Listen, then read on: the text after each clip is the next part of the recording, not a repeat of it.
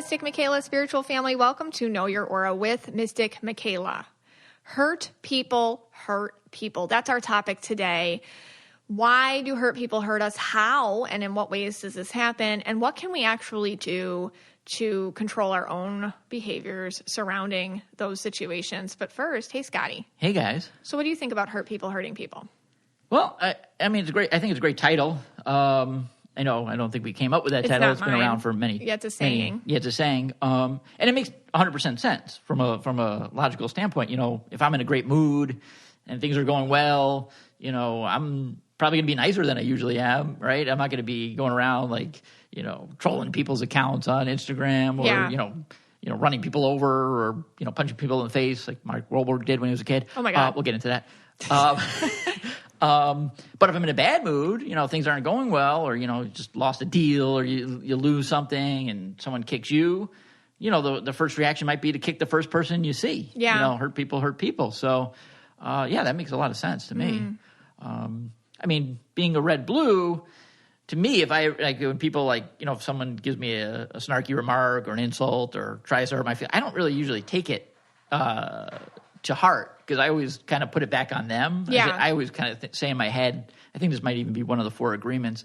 I always think in my head, like, oh, what's up with them today? Why are they having such a bad day? You know, did they have a bad day? Don't take it personally. Yeah, I don't really take it personally. Yeah.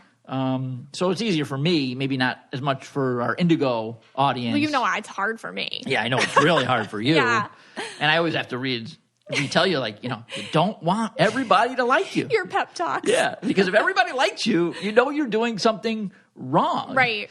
You know, the other day you actually told me, like, one of the neighbors doesn't like one of our other neighbors, and that neighbor happens to be a real gossip. Yes. So if that neighbor liked that other neighbor, then that would mean that other neighbor was probably a real gossip too. Yeah, I was just telling you about that. I'm like, oh my gosh, can you believe it? And you were like, well, that makes sense actually. Yeah. Yeah, and good, and it's actually a better mark on the person, because hey, if the gossip doesn't like you, maybe you're doing something right. Yeah, you're not a gossip. I mean, it also is that neighbor doesn't like me either, I think. That's true, and you're like, yeah. And I'm like, great. I'm doing something right. We all get the pitchforks. Yeah. But yeah, I think this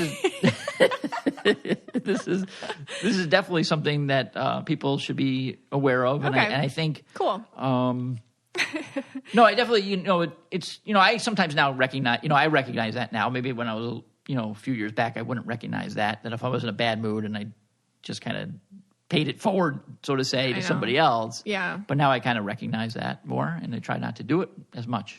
Yeah. To hurt people when you're hurt. But anyway, I wanted to, you know, I made my famous lists here, and I have a few celebrities that, you know, maybe are not, you know, they hurt people or whatever. They do questionable things or have done questionable things in their past. And I want, you know, and I don't get about these people is, you know, why do people like idolize them? Mm-hmm. Why do people follow them? You know, what is it? I mean, they have very, you know, some of these people don't have any talent. It's a common red rant around here, yeah. Yeah, I mean, to me, if someone's going to have like millions of followers, you better have a great talent. You better have done something so incredible for me to follow you. That's a false agreement. Like a lot of people are super famous for absolutely nothing. No, I know, and that irks me. I know. It just irks me. Like, you know, Alex Holden, who climbed El Capo, he's like a, you know, fan, you know, free solo. Yeah, free solo. No equipment. He climbed El Capitan with no equipment. He's Scott's idol. Like everybody in the world should follow him. Actually, I don't follow him, but everybody should. Follow no, him. I don't follow him. But he only posts about how much he hates society, and then once in a while it's like an ad. Yeah, because you know he's got to pay the bills to keep climbing things. You know, if Albert Einstein was still alive, you know, creating the theory of relativity, yeah, everyone should be following him. You know, maybe. Do you follow really smart scientists on your Instagram? No, I don't follow anybody. You followed that coconut guy we saw in The Prophet. Yes, he hit my follow. like that's who you follow. Like we were watching The Prophet and the coconut water guy, and you're like, oh, I'm going to follow him. Right. And the thing is, I mean, I think I follow like a couple hundred people, and I don't even know how they got there. Like, I don't know who hit the button. Because, like, you know, like, a lot of times I don't care if I follow you or not. It's like a big deal. Like, I just forget. You know, like, I would, like, forget. Like, sometimes I just forget. That's true. Like, it's not even personal. I think that, like, I have, like close friends I don't even follow. I know. Because, like, I don't... you don't know? Yeah, I just don't get it, you know? Like, I don't know. But anyway. And then sometimes, like, I just have random people. But anyway, this is not about me. Yeah. This is about Chrissy Teigen. Yes, Chrissy this is what Teigen. this is about. Okay. Okay, so she has 34.9 million followers, and I scrolled a little bit through her Instagram. I got a little nauseous.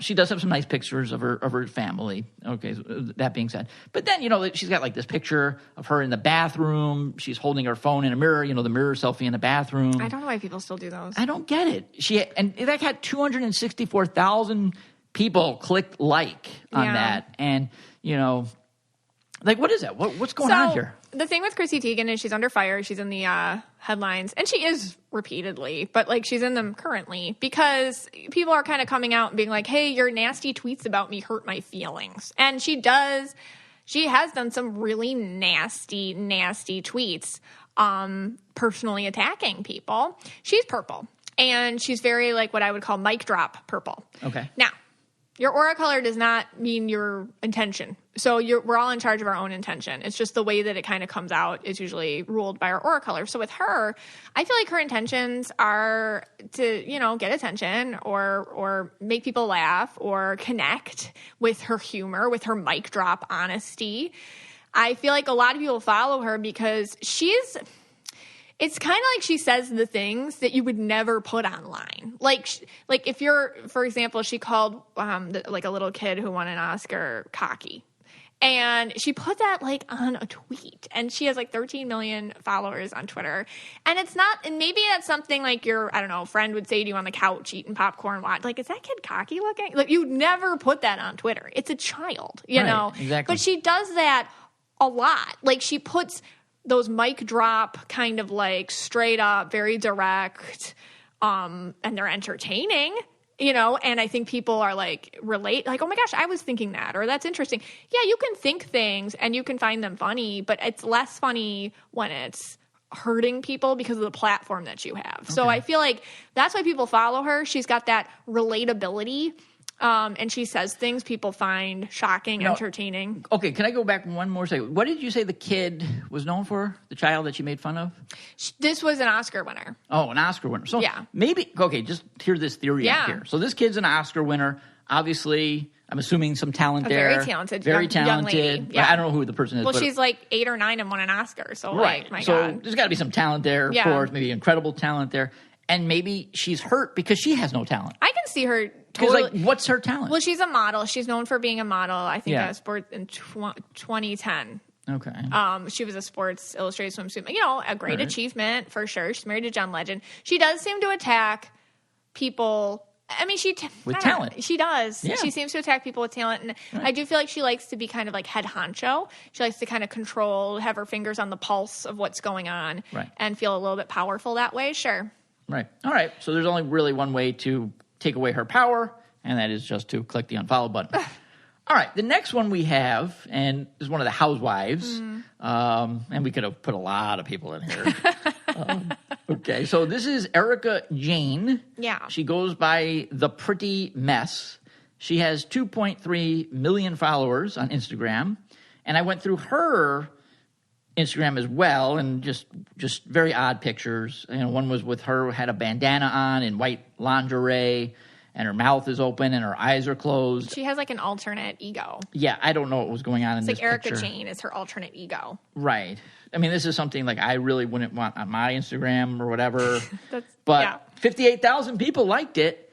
And again, my question is, why are people following her? I know she was just in the news with her ex-husband, I think you were telling me.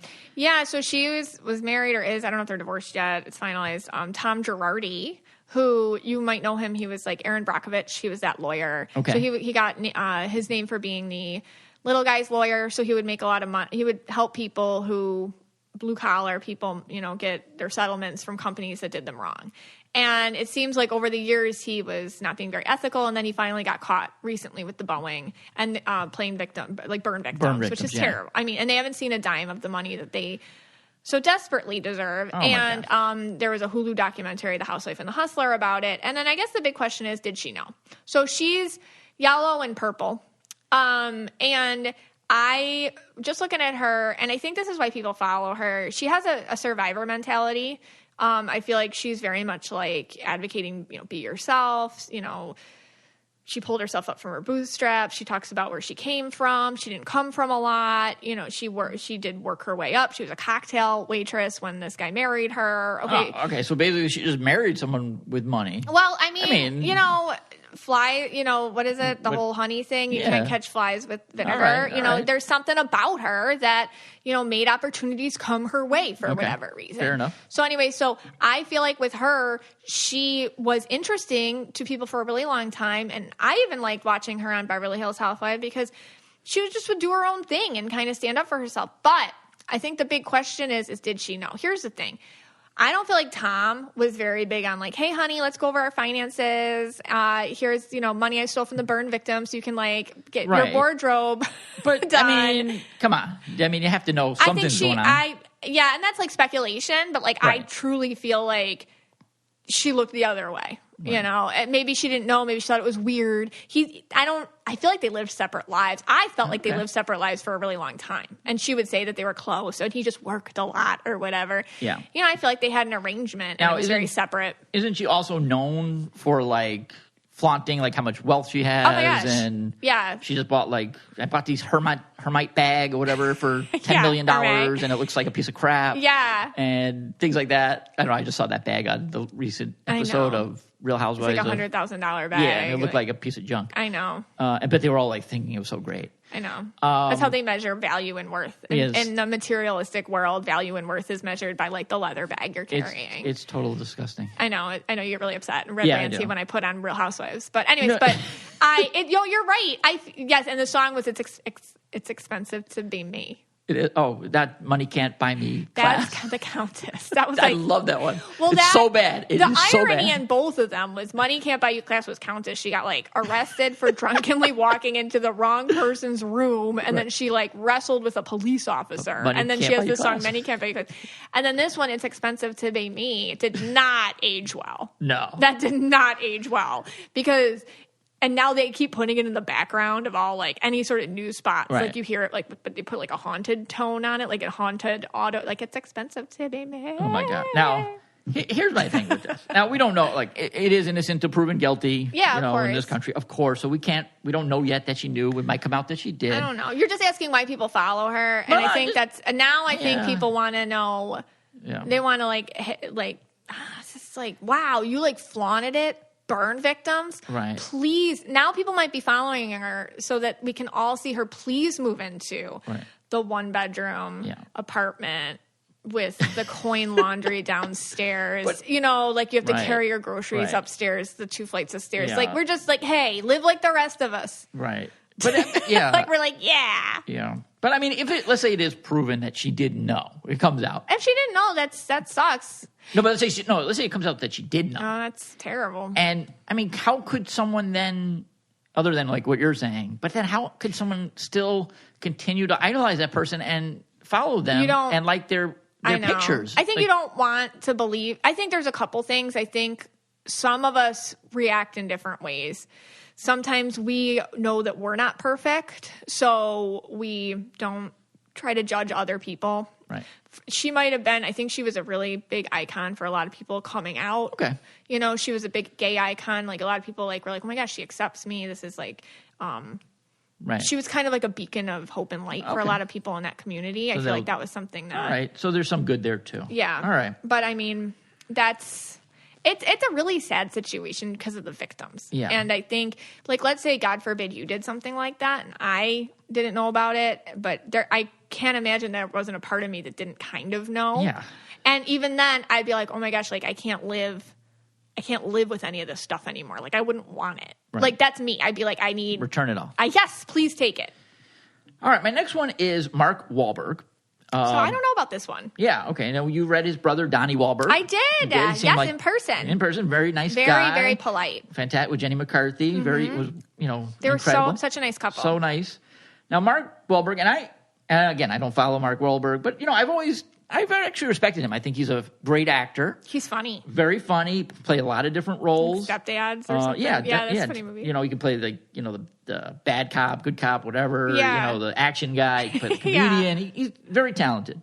16.8 million followers. Most of his pics are of him working out.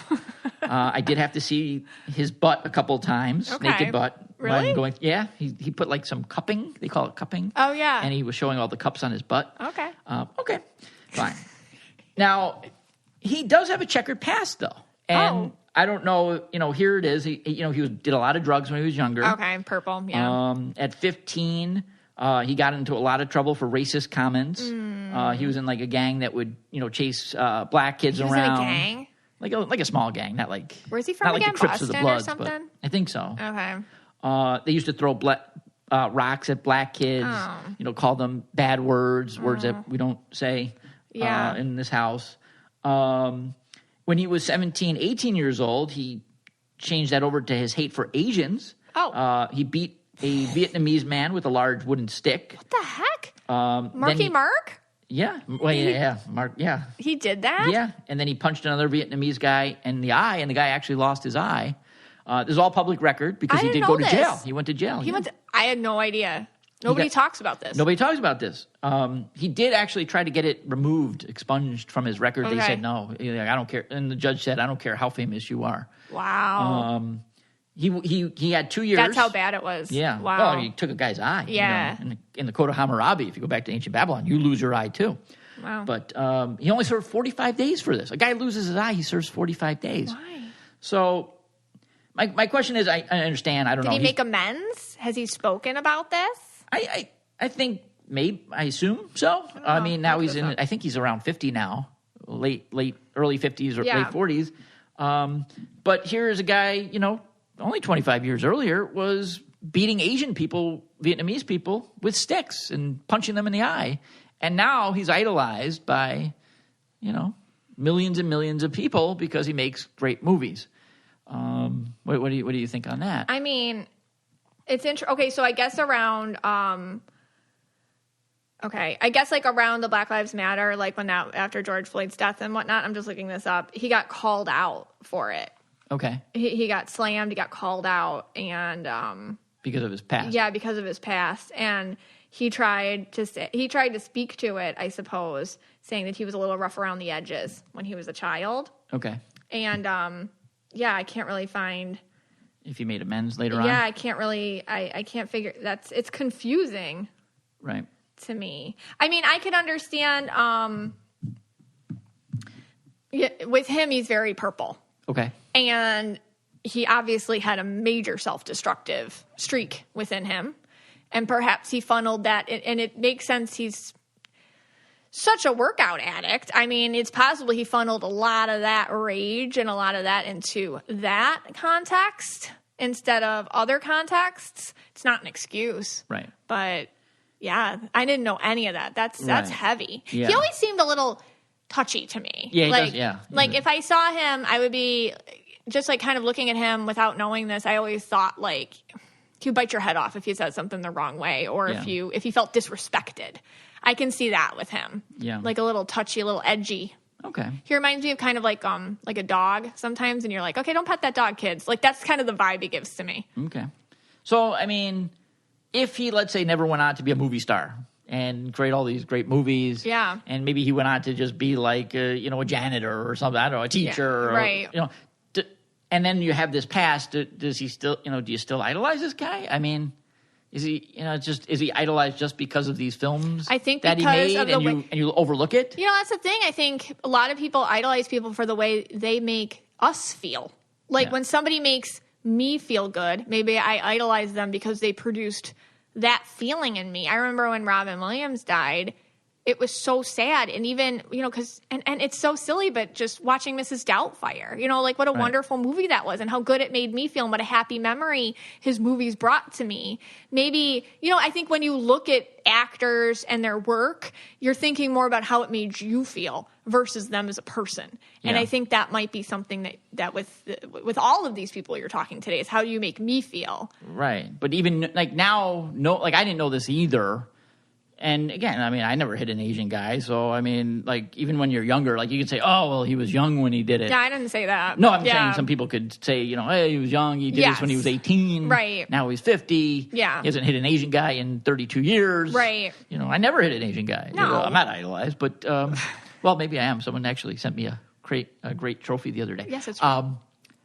But yeah, I don't know. You know, for me, it kind of taints it now. You know, now it's I didn't know that. That's sad. Yeah. I mean, I think like with the whole when you're young thing, we absolutely all do really stupid stuff when we're young. Yeah, but that's over the top. Really bad. Yeah.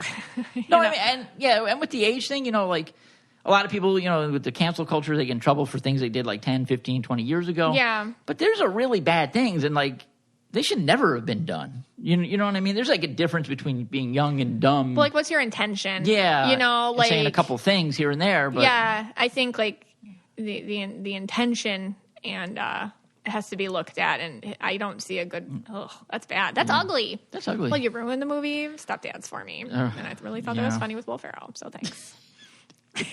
Is he in that one? Stepdads? Yeah. No, he wasn't in Stepdads. Yeah, it's not Step Brothers. Oh, Step Brothers. Stepdads, like where he's like the hot dad, and then Will Ferrell's like the stepdad, and then he's like the bio dad, and it's so funny. All right, I can't watch that one anymore either. Oh, thanks a lot. But we can watch Step Brothers. All right, the last one I have here, actually, well, one more after this one, is the Duggar family. All right. Okay, they have 1.3 million followers. Yes. I went onto their Instagram. Mm-hmm. Okay. It's very wholesome, really a little creepy. This is the family. They have like 20 million children. They have 19 children. Yeah. It looks kind of like a little bit of a creepy cultish type vibe to the page. You know, what's going on with these people? I'm going to be honest with you. I don't follow them, but know I watch their... okay. This is terrible. When you're like, why do people like watch or like I always, without agreeing with them at all, would watch the show 19 and Counting and then Counting On. I always did. I was fast. This is why I watched them. So here's me, and you know me. Why would I watch this show? Even though inside I disagree strongly with absolutely everything they do. Right. Like for the most part. And I think it's awful and sick. And like, I was fascinated with this show because everyone's wearing this like inauthentic, cloudy blue.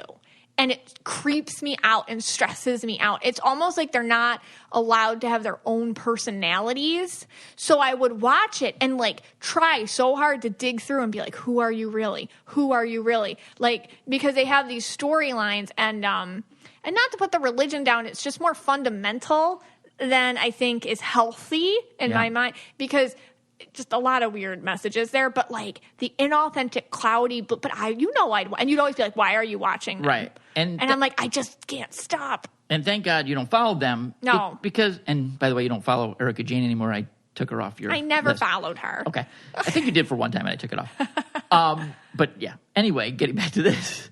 I mean, they had the guy, one of the kids was molesting other family members. So the eldest son, it came out in 2015. And they didn't, right? When he was 15 years old, it came out. And it was on record and everything. And this is trigger warning, everybody, because we're talking about child abuse. He molested 5 of his younger sisters. And then they went on with Megyn Kelly. And the dad and the mom said, the girls were sleeping at the time, so it doesn't count. That is super screwed up. Like, he basically said he was 15 and they sent him to some Christian camp to deal with it. Well, Christian camp they didn't get him the right tools, that kid. At the time, they did not give him the right tools to get out of whatever he was going through, because there is data, there is scientific research that you can sometimes, if you catch it in time, like maybe save them. Well, anyways, he recently got arrested for child porn, and it was the bad kind. Yeah. And I'm on the Duggar Snark Reddit thread too. Oh my God. You admitted it. I did. Just because like everyone's just like when is it TLC better? I hope they cancel the show. I mean, I don't understand. Like, this one like blows my mind. It's sick. It really took a twisted turn. Yeah. How could it, first of all, I don't know if TLC canceled the show or not. How could it even be a show anymore? I'm sure they canceled it. And I don't even know how, other than maybe it's all them following each other and there's like a million of them. But how could there be 1.3 million people following this family? I understand that. Because they should be it should be zero. They see the show and they've said this as an extension of their ministry. So the people that really, like, they have true blue followers that follow the same religion as them and whatnot, that see them as role models. Even with all these things that he did. He's saying that he was framed. He was framed. And but he did molest the children? Yeah, he was 15 and they were sleeping, so it's okay. That's super... It got so sick and twisted. Yeah. And I'm just waiting. I'm like praying for a couple of them. Some of them kind of woke up a little bit. Yeah. You can tell they're leaving the fold. But the thing is the dad, Jim Bob, he like controls them with money. Right. So they're kind of like stuck, a lot of them, because remember, they're not educated. Like they don't have they don't have education, especially the girls. They were never educated past homeschool, whatever that is. Right. And they aren't allowed to get jobs. They aren't allowed to make their own money. They don't have trades or anything except they're white. They can be a wife and a mother. That's their only value. So they are stuck. They have no escape. It's horrific. It's scary. It's horrible. All right. Well, I got one more. Okay. This one even boggles my mind more than the Duggar family, more than Mark Wahlberg. The screen name is Scotty Ross 40. He has 4,911 followers. He rarely posts. You do rarely post. When he does post, he takes pictures of Mystic Michaela. He makes these terrible stories that make no sense. Why would someone follow this guy? Why would someone follow me? I follow you, Scott. All right. Well, let's get on with our ads, and then we'll do hurt people. Okay. Before we start talking about how hurt people, a place you can really check in with this in your own life is BetterHelp.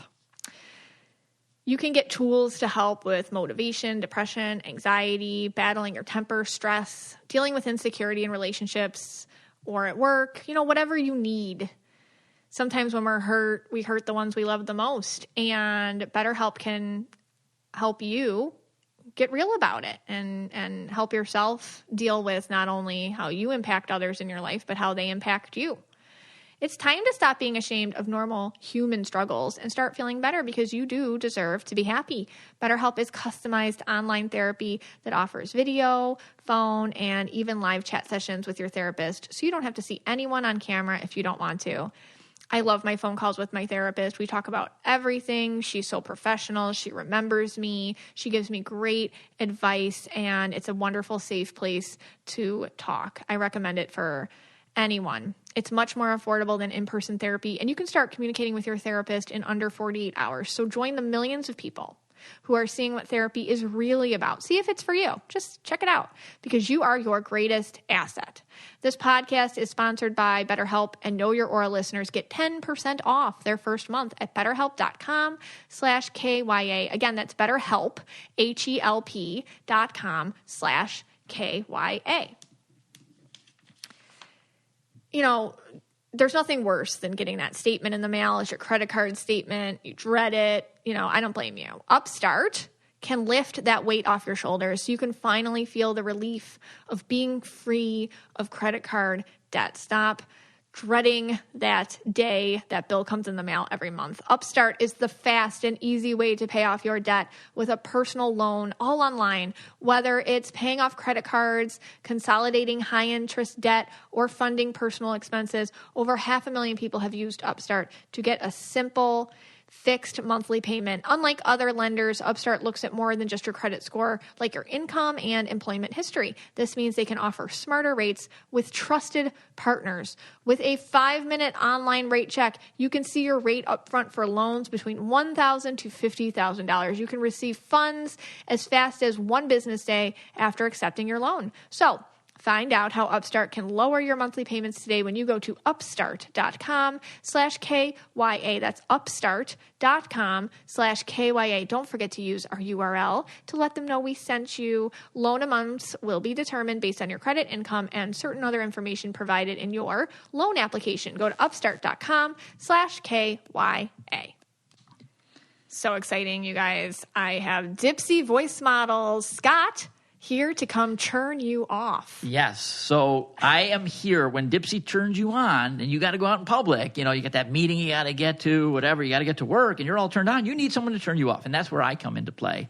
And I have a new one today that I'm going to do. It's called reducing my car insurance. Oh, that's great. Because just because you're a grown-up doesn't mean you've outgrown those sexy bedtime stories. Whether you want a story to turn you on or wind you down for better sleep, Dipsy helps you get in touch with yourself for some extra sweet dreams. Hello, I'm calling to see why you raised my car insurance. Dipsy is an audio app full of short, sexy stories designed to turn you on. I can check on that for you. What is your account number? Oh, wow. Each Dipsy story features characters that feel like real people and immersive scenarios, so you feel like you are right there. 743 Oh my God. 698 1765 234 8001. Find stories about an off-limits hookup with your professor, or a costume party that takes things to the next level, or maybe a story where your partner tells you exactly what to do, or you try a new toy together. I see that you put in a claim for hitting a goat. They release new stories every week, so there's always more to explore, no matter who you're into or what turns you on. I did, but that claim was denied. Dipsy also has wellness sessions to help you learn more about yourself, and bedtime stories and soundscapes to help you relax before you drift off. I'm going to put you on a brief hold. Oh, wow. So for listeners of the show, Dipsy is offering a 30-day free trial when you go to dipsystories.com/KYA. That's a 30-day free trial for those sexy, sexy stories when you go to Dipsy, DIPSEA, stories.com/KYA. That's dipsystories.com/KYA. Give it a try. It's a lot of fun to reconnect to yourself or a partner. Yeah, I really think that story I did is going to do the job. And then when you're all turned on and all hot and bothered, just stick on Scott's story and you will be totally turned off and ready to go. You're ready to go. You're ready to join society again. Okay. All right. Hurt people, hurt people. Let's do it. Hurt people, hurt people. You may have heard that saying before. And I wanted to talk about that today and what it means in our lives. So many of us are hardwired to think that the reasons for what happened in a relationship, being off kilter or broken, is a two-way street. And yes, that's very important, to look at both sides and to take personal responsibility. But sometimes one person, and the one who is hurt, is the one to blame. And our own responsibility isn't exactly our exchange in the relationship. It has to do with something much broader as empaths.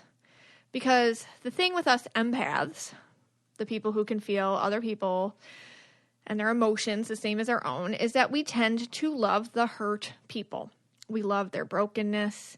We identify with it because we're usually so comfortable with our own brokenness, and we want to bring them into the fold with compassion and understanding, and we want to heal them. And also we have a higher tolerance for being disappointed or hurt. We give them passes. It's easier for us because we know, well, they're hurting. They didn't mean to. One of the 4 Agreements by Don Miguel Ruiz, which is from the book, The 4 Agreements, which I highly recommend. I mean, I've talked about this before, and the book reads quick. It's a short book, but every time I read it, I get a new gem. It's very deep. And I'll tell you with this book, the ego doesn't like it. So the first time you read it, you might be like, ooh, I don't like that. Or, ooh, ouch. Who says that? And then the more you read it, the more true it feels and the more it aligns with you. So anyways, the second agreement is don't take anything personally. And I'm going to read from this to you, just a little passage where he says, personal importance, or taking things personally, is the maximum expression of selfishness because we make the assumption that everything is about me. During the period of our education or our domestication, we learn to take everything personally. We think we are responsible for everything. Me, always me. Nothing other people do is because of you. It is because of themselves. All people live in their own dream, in their own mind. They are in a completely different world from the one we live in. When we take something personally, we make the assumption that they know what is in our world, and we try to impose our world on their world. So it's once you kind of absorb that and you realize, okay, when people do things to us, it's not necessarily about us, even if it sure does feel like it, or they specifically say, hey, this is because of you. It never is, because we all live in our own reality. We're all working from our own filters. And keeping that in mind can really help us have better relationships with ourselves and with the people in our lives. So today I wanted to talk about why hurt people tend to hurt other people, and what the scenarios tend to be, and what we can do about it. So the first scenario is someone's life is just chaotic. I actually had the idea to do this topic because of an experience I had in my own life of late. Recently, someone asked me to do something professionally with them. I don't know them very well, but they reached out to me, and I rearranged my schedule, and I agreed. And when the time came, the exact time that they gave me and the date and everything, I got completely and utterly ghosted. No texts, no response, nothing. And, ouch. I made arrangements in my life. I kind of felt all sorts of victimized and all sorts. I took it personal. I sure did. And then I thought about it, and I know what this person is going through in their own lives. I know that they're currently dealing with an absolutely terrible time in their life. And so I'm sure they didn't mean to do it. I'm positive about that. I had to take my ego out of it where, this is about me, and be like, this isn't about me. They are going through their own personal hell right now. And they are so hurt themselves, they can only seem to replicate that same energy outwards to others. Sometimes people who are hurting, when their life is super chaotic, they can be very egocentric. You might see this with friends or loved ones who are going through a divorce or a breakup or job situation changes, or just maybe they just create their own drama consistently. Sometimes their lives can be chaotic, and in the midst of the upheaval, it's not possible for them to think about anyone but themselves. Maybe they're in survival mode, and they can be accidentally and unintentionally selfish. And the ones around them then have a choice. You either move on from it or you stay. But the first thing you have to do is obviously understand that it's not about you, and then make, certain boundaries or concessions. Now, next time, if it happens, there's an agreement or arrangement to be made, I won't trust them. That's the consequence. I put up a boundary now. The second scenario would be somebody projects on you their own issues, which hurt people tend to do. If they can't deal with their own issues, they'll just say you're having that issue. So, when I was in between, I guess, job worlds, I was like, do I go back to teaching, or do I continue with this practice here, my psychic medium aura reading, Mystic Michaela thing, or do I go back be a Spanish teacher? And I was home with my daughter, and I wasn't making a ton of money, and I think my own self-esteem was kind of at a lower point because I didn't feel like I was contributing financially to the family the way I wanted to. That was my own thing. Scott didn't make me feel that way. That was just my own feeling, and I'm sure a lot of you can relate, especially a lot of stay-at-home parents. Sometimes they can feel like they're not contributing if they're not contributing financially. So I was kind of in that mode, but I made a promise to myself to give it a shot. I'm going to give this practice a shot. I'm going to keep going towards it, keep listening to my guides and doing things in a way that really doesn't make sense traditionally, but made sense to my soul. And one of my stay-at-home mom friends, and we had daughters the same age, randomly one day sat me down and gave me a very unsolicited advice speech about how I was doing my daughter a disservice by not going back into the workforce, by not giving myself an identity as a working mother, but I mean, all of it. Like, and it was very harsh and very straight up and very uncalled for. And I didn't ask her opinion, but it just was like coming out of her mouth. Now, she herself, who was a stay-at-home mom, ironically, was in the midst of trying to find a job, going back to her previous profession. It took me a few days to process it. It really did. And I think that when somebody hurts you, because it did hurt me, especially the thing about not being a good role model for my daughter, because obviously when somebody says something to you and it hurts, it means that there's somewhere in you believed it. And I think with hurt people, when they project on you, they hit a nerve. And the nerve is, oh, maybe that's true. I believe it. And in the book, The Four Agreements, Don Miguel Ruiz calls that drinking the poison. And once you drink the poison, they can manipulate you. They can manipulate you. So it took me a few days to process it. And I realized, you know what? This isn't about me. This was really about her. This is about her own whatever issue she had. And perhaps I'm triggering her with pursuing my wild ideas instead of going back to my traditional looks good on paper thing like she was going to do. And I used it. I used the wounds it opened up in me to propel me forward. And it worked out.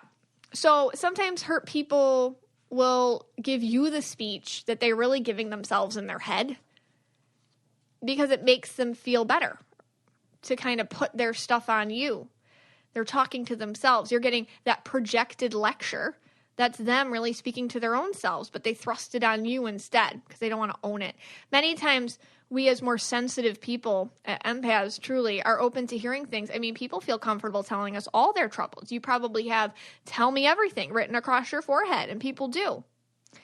And sometimes you get the TMI stuff, but sometimes you get unsolicited advice.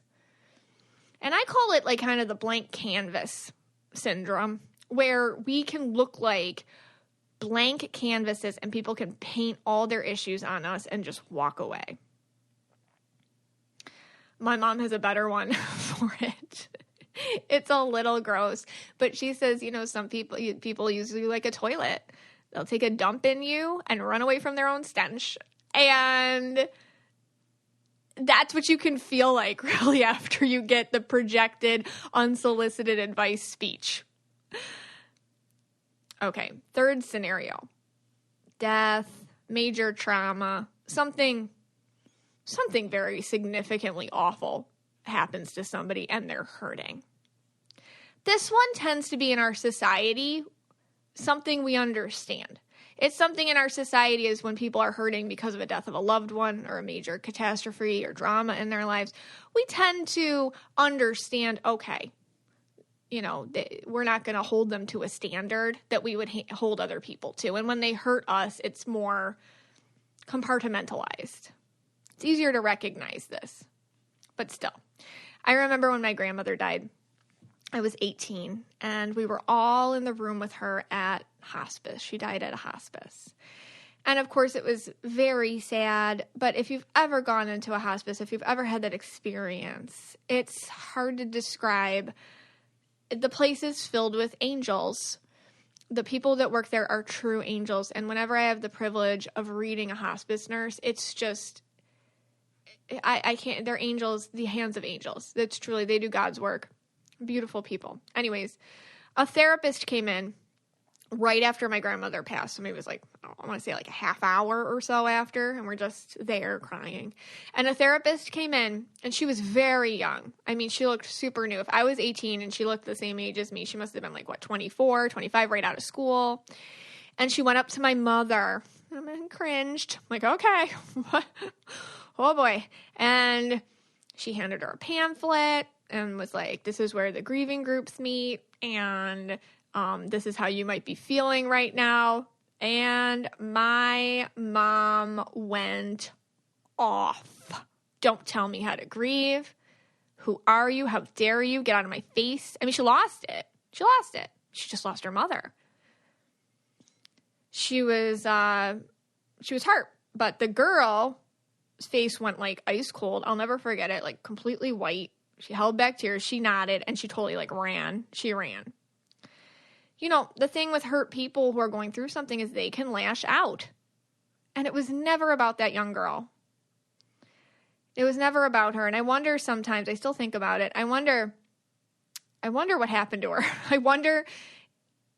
And I wonder how many times we've been tested by hurt people and thought that, oh, we're not good at something. But that, of course she was good at it.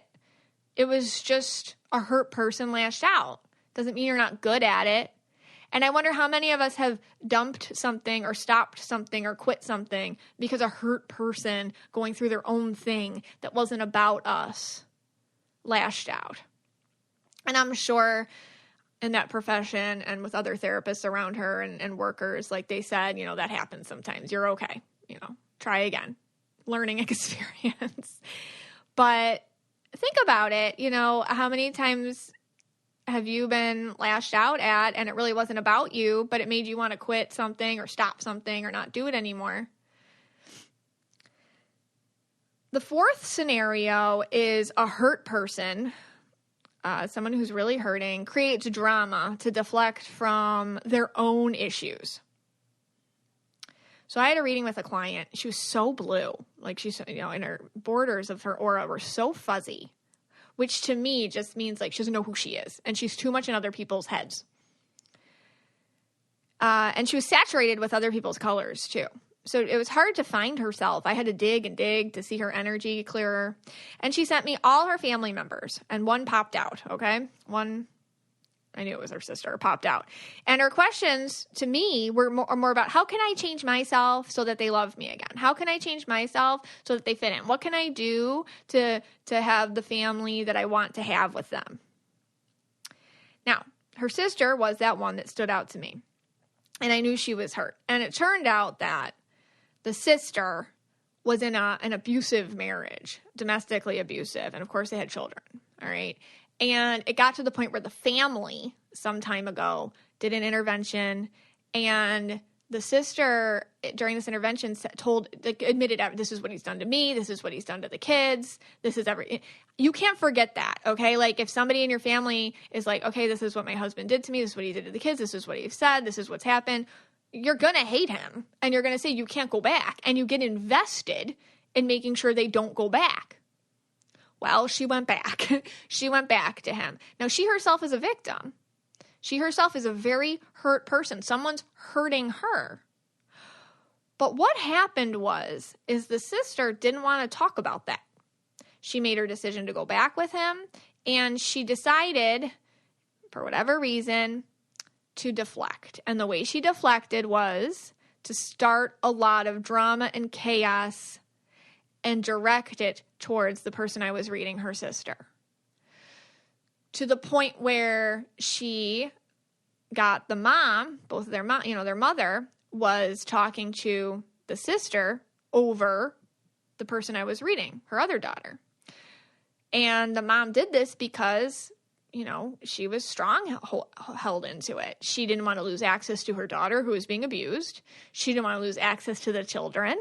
So she became the flying monkey, you know, to the narcissistic husband and her own daughter, who is the victim. And they were creating a lot of storylines, a lot of narratives, doing a lot of things, you know, where they would go out to eat, or they'd do things, make sure they wouldn't invite the sister and her family.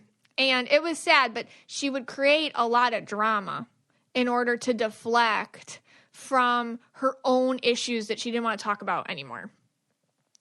I will see this all the time, you know, to the point of estrangement even, when someone in the family is hurting, but they don't want to address it, so they kind of spin a narrative so we focus on someone else instead. And that's what was happening. Spirit's advice to her was, listen, you have a family of your own. You have a husband and a daughter. You can't control that. You can say, I love you. You should not be with your husband. I am here for you. If you need anything, 3 a.m., I'll come get you. But I'm not going to participate in these games anymore. So here's my number. You know how to reach me, and I'm here for you. No judgment. And that's it. non-defensive responses when she tries to engage you again. Sorry you feel that way. I'm going to take a break now. I'm sorry you feel that way. I'm going to hang up the phone now.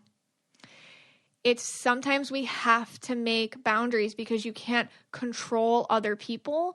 And when people are hurting like that, like her sister's hurting so bad, and this narrative she's creating where it's really a family drama issue is taking away her focus. It's a lovely distraction so that she doesn't have to think about what's going on in her life and the personal responsibility she has to take or the steps she needs to take to get away from this guy. So that's complicated. And it's hard. And of course, my client was weeping for her nieces and weeping for her sister and missed her mother so bad. But what can you do? She's a very hurt person. So what do we do? What do we do? The first thing is, again, you really have to work on not taking it personally. You got to take your ego out of it. It's not about you. Even if they say, this is about you, it's really not.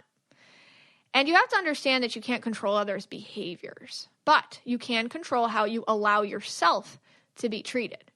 There are times when you can put up some with, mistreatment, a degree of it, obviously. We all do that.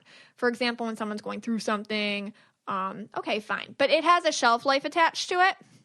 And even then, there needs to be a realization that you cannot continue to set yourself up for disappointment over and over. It's a bad message to send to the universe.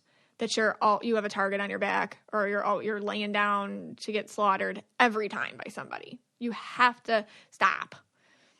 Because sometimes that's the relationship. Well, in the relationship, I'm hurt. If I didn't allow myself to be hurt, we'd have no relationship. Okay, that's bad. Like if the relationship relies on you being the brunt of the jokes or you being the one that's, disregarded constantly, that's not a good relationship and something to notice. The next thing that you can do is you can avoid feeling like the victim. This can become a pattern for us, especially if it's our role in the family to be the victim, to cater to others' needs first, to be the bridge between two relationships. That your role in the family was to be, okay, these two don't get along, and so I'll be the communicator between the two of them. I'll be the bridge.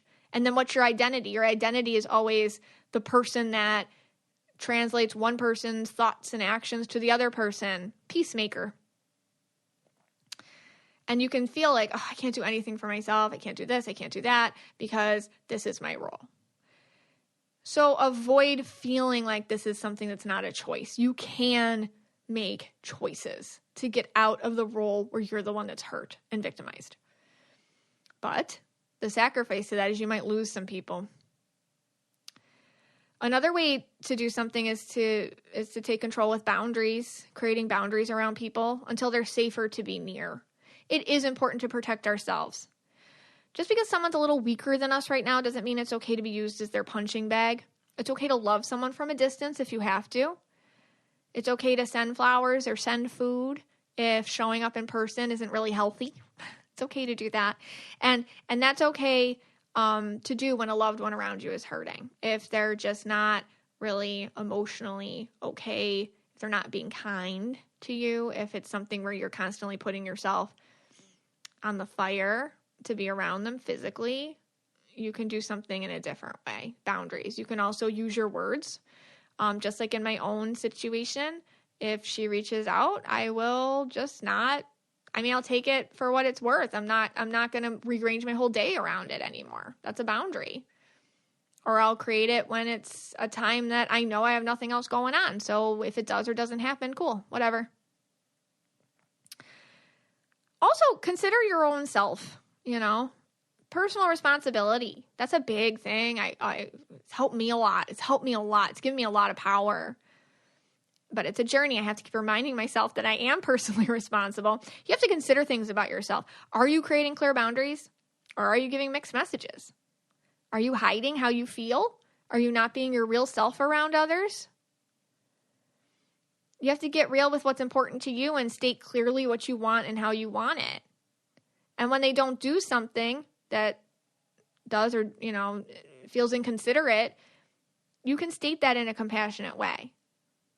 You've been late a lot to our coffee dates recently, and I know maybe you have things going on, but next, I'd appreciate it if you text or I'd appreciate it if you let me know, because I'm starting to feel hurt by your lack of regard for my time. And I love you, and I say it with love. Things like that are really hard for us to say. It's so much easier for us to roll over and let people hurt us and just, whatever, I'm fine, I can deal. And then finally understanding that if this is just a pattern, or if this is something that's just never gonna, a phase they're never gonna get over, they might not get to be in your life in the same capacity as they were before. And while you can have compassion for them and you can have understanding about it, you don't have to go to that place with them every time. Sometimes when people are suffering, you want to suffer with them. Sometimes it's a really kind thing to do, actually. When someone is suffering, sometimes, especially with the empaths, we want to lend our support by getting down to their vibe a little. And that's okay to a certain extent. Make sure they don't feel alone.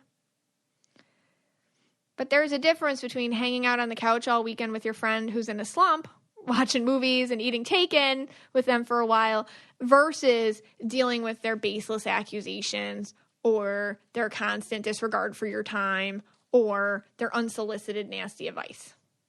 There's a difference. If they're self-created chaos people, that's different. There is a way to help someone, and allowing yourself to suffer for them, be the sponge which absorbs their negative energy that they don't know what to do with, that's not how you suffer with somebody. If somebody passes in a loved one's life, your friend's mom or dad passes, you want to beef with them, you want to cry with them, you want to hold their hand, makes them feel better. It makes us feel better to have somebody crying next to us, holding us, knowing that they're with us emotionally. That's different than you taking the brunt of their projected issues in terms of verbal or emotional or even sometimes physical abuse. That's different. And then check yourself.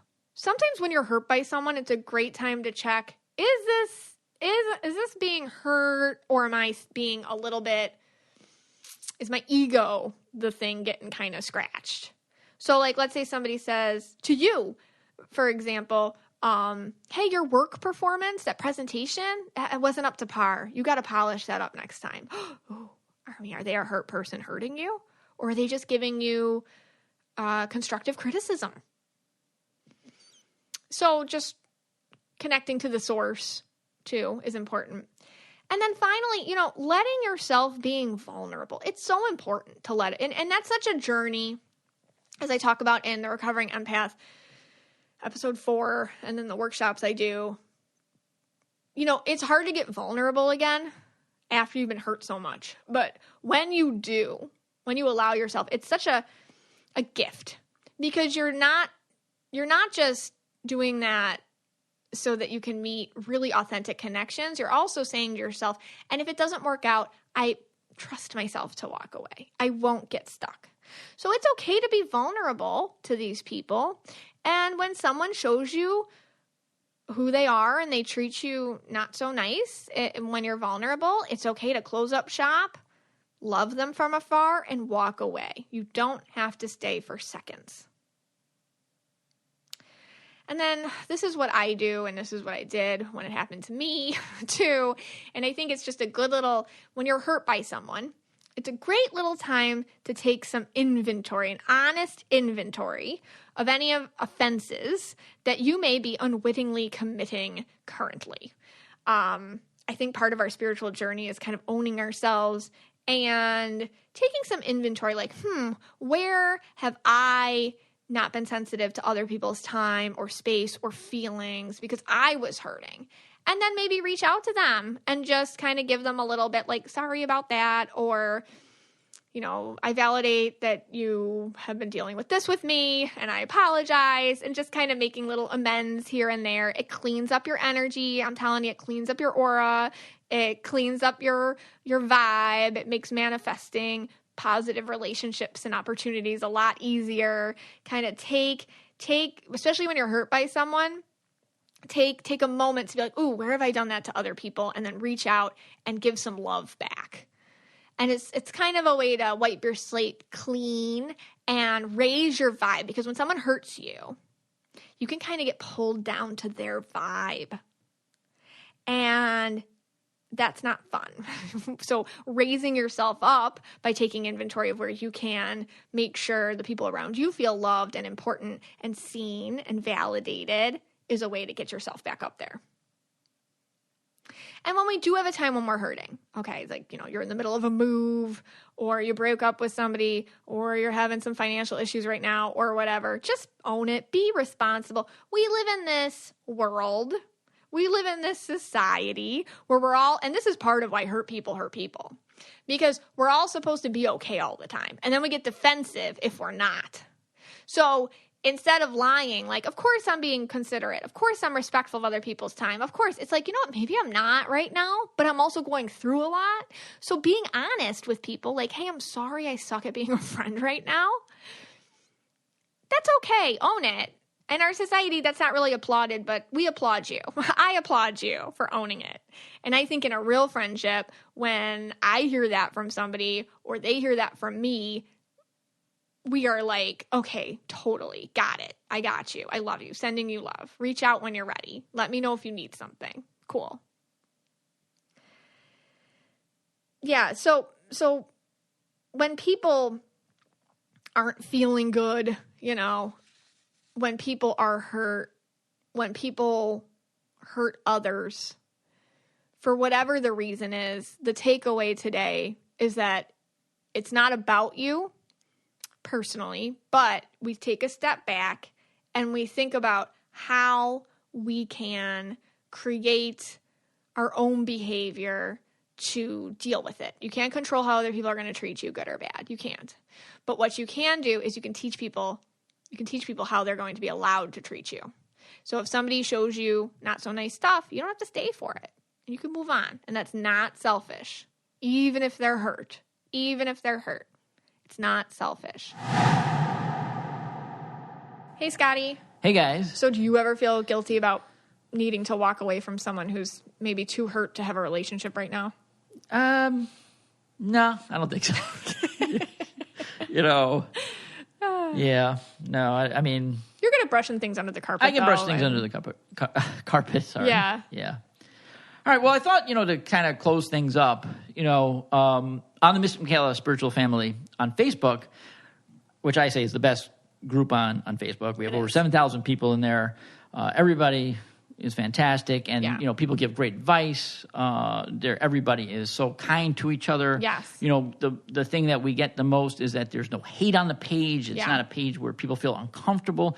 People put things on there that they just don't feel comfortable saying, maybe to their partner, or to their friends. Yeah. And it's a really safe space. Yes, met without a lot of love. Yes, and there's a lot of posts every day, and I was just kind of scrolling through, and I saw a couple that caught my eye, and I thought maybe, hey, why don't we just maybe answer this on the podcast? Okay. I don't think we've answered it on the page. We can't get to every post personally, so we'll take a couple. Okay. All right. So the post I found was from Cassandra. I'll just use her first name, and she writes, and she put a picture of her and her fiance. So we'll get their colors confirmed here. Hello, Mystic Michaela Spiritual Family. I just got engaged on Wednesday. Congratulations. Yay. I'm already really stressing out about the wedding. And she puts down that she's a yellow-blue. My fiance, God, Scott. I can't read anymore. Want me to do it? My fiance, who I think is red and blue, would prefer to elope or have a very small wedding. I would prefer that as well, but I feel really bad not inviting people that I know because they would be upset not to get invited. I've already had friends reach out and ask if I know yet when the wedding is and where, and I don't even plan to invite them. How do I move past the guilty feeling and just do what I want? Okay, so the fiance and her, they want this small wedding. Yeah. But they probably have a larger friend group that all want to come, and they're excited, and she wasn't even planning on inviting some of these people. Yeah. How do you tell them? It gets carried away. You know, if you don't want a wedding, don't have a wedding. Like, honestly. Like, Yeah. like that's like, don't even ask us. We're like, no. Yeah, well, Yeah. We got a wedding story for That's you. a whole other. But, like, honestly, and they look like, when I look at their picture, yeah, she's yellow and blue, and he's red and blue, and they are so happy together. You can tell they're just such a happy couple. They align so well. This is just going to cause friction between the two of you if you start pleasing other people before, you know, something that you and your future husband have already kind of aligned to, because he's red. Yeah. So he doesn't care. I mean, he cares, but not really. Like, Right. he's like, yeah, you know, but we just told him we're doing something small. And now if they have a problem with it, that's on them. Like, that's probably how his attitude's going to be. Yeah. And then you're going to be like, yeah, but I feel bad. And then he's going to feel not heard or listened to. And then it could cause, like, friction between the two of you, because weddings are pricey. Okay. That's expensive. And there's a lot of little things, and it takes away from your conversations. I mean, it's stressful. Yeah. I strongly suggest you make a joint statement together now that you're going to stick to. Like, you sit down, you're like, this is the thing we're going to tell every single person. Like, hey, we have decided as a couple to get married very small. And maybe if you want to have some sort of barbecue, you know, later, or some sort of like fun event, potluck, or just whatever kind of, everyone shows up and just parties without any sort of label attached to it. Right.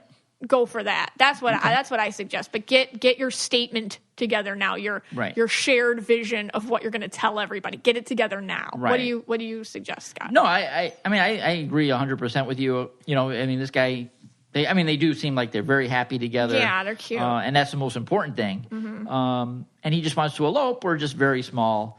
You know, yeah, that makes sense to me. You know, it's just going to cause them friction. Throw like a barbecue or something later. Yeah. Yeah, and because people do probably want to, you know, people probably do want to celebrate. They do want to celebrate you. Yeah. So let them celebrate you, you know, on your own terms, like later. And you don't have to worry about, hey, look, whatever happens to you guys, the disaster that was our wedding.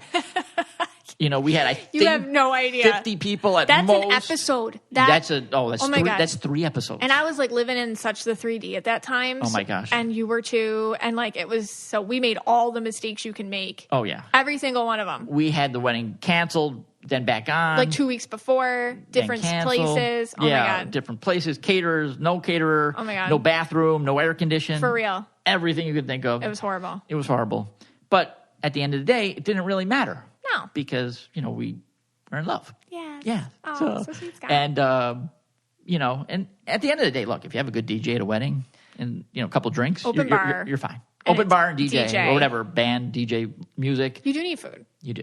But really, the most thing is that bar. Get the open bar. Never open skip bar. on the bar. Never skip on the bar. And the DJ. Because that could cover so much. It covered, like, we had no decorations. You know, there were like boxes everywhere. It was like the worst room. There was like empty tables and chairs. It was like, you know, like looked like a warehouse. Oh my God. It was horrible. But we had open bar. We had liquor. Yeah. and DJ and was a good DJ. Yeah. He played every song I told him. You don't need to. a band. So it was like, your friend can be the DJ. Okay. All right. One more here, and then we'll close out. Okay. All right. So Amanda writes, so I just started this dating app thing. Ugh. Trying to put myself back out there. Laughy face. But would it totally be inappropriate to make them take the BuzzFeed or a quiz, the Mr. Michaela one, that since I can't get Mr. Michaela to run my dating life for me? Now, definitely. Okay, let me explain what you need to do. And I'm going to tell people right now, before you really get into a serious, committed relationship with anybody new, make them take the Aura quiz. Make them listen to the podcast. They don't have to listen to all like 88 episodes, but maybe, let's say, 30 episodes. Oh my God. Make sure they leave a review. Make sure it's 5-star. If they don't do these things, they're not for you. You know, if they're not willing to rate and review and subscribe to the Mystic Michaela Know Your Aura podcast, they're not worth it. Just you dump them right away. Like if they say, you know, I'm not listening to that, you dump them. They don't even, nothing. They get nothing. All right, Scott. All right. All right. So one of our Miss Michaela's spiritual family members, Stephanie M., Okay. she made this awesome quiz on BuzzFeed. And it's linked on the Facebook. It's linked in 2 places. On my, at Mystic Michaela, my Instagram. And if you go to the bio, it's in there. And it's on the Facebook page in the announcements. But I don't see any problem, and I don't know if you can do this, is like put the link to it in your dating profile. And yes. It's almost like take the quiz before you message me. And like you can say it kind of funny. Yeah. Like, hey, if people are interested, message me with your aura colors. Yeah. Message me with the aura color that you got. Right. And then you know they read the whole profile of you. So they Right. actually have interest. They're not just like serial saying, hey, babe, to like 100 different girls. Right. And also you get a little insight, like they message you with a blue or a green or something or like whatever. And then you're like, okay, at least and then you have a starting off talking point. Yes. Now you might lose some people that way too. But it's a filter. But that's okay. You don't want those people. I'm sure some people do that with astrology too. Like message me with your birth date and time and location. Yeah. Like I could see that. Now that's just as, you could do that too if you're into astrology. But I don't think there's anything wrong with linking the BuzzFeed quiz. And like I said, I would also link the podcast and link the review section. Screenshot your 5-star review before you message me. Right.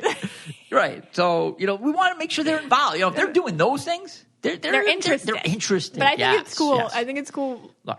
It's a great jumping off point. Like, I'm a green. What does that mean? Right. And then you're like, oh, now we have things to talk about. Yeah. And then if you know that they've done all those things and then you meet and have a couple dates, you'll feel comfortable showing them your bra crystal. It's not like some weird conversation you have to have 3 months from now. Right. Because if that bra crystal drops on the floor, they'll be like, oh, that makes total sense. Maybe they have one too, a boxer crystal. Right. Or if you told them that, hey, we had fun in the astral plane last night, they won't think you're weird. No. This is all win-win. All right, guys. All right. Thanks so much for hanging out with us today, and you take care. If you want to be the most interesting person at the cocktail party, well, hop on over and listen to the Brain Candy podcast. Our award-winning content will have you laughing while you're learning. We read all the best articles, books, and studies and keep up with new TV shows, documentaries, and pop culture. And then we cram it all into 2 shows a week. Conspiracy theories, cannibal rabbits, unsolved mysteries, the history of the Walkman. There's something for everyone. The Brain Candy podcast. Find our link in the show notes. Or simply search for the Brain Candy podcast on your podcast app.